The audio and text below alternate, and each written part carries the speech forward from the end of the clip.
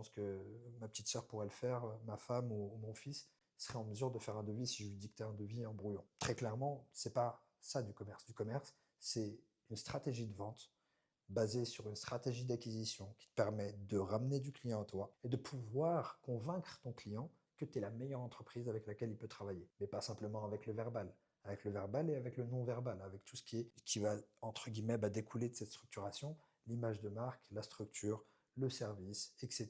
Et donc embellir un petit peu tout ça, comme on dit, embellir la mariée, pour pouvoir signer. Et le prix, au final, c'est plus un critère d'acceptation.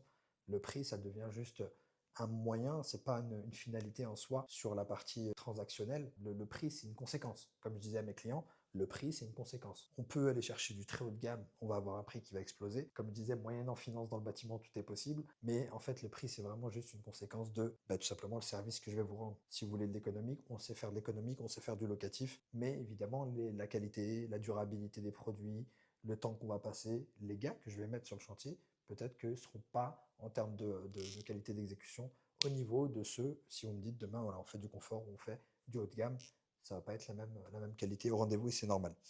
Et ensuite, on va avoir les sociétés, comme la mienne, qui ont pu en fait mêler le commerce et la technique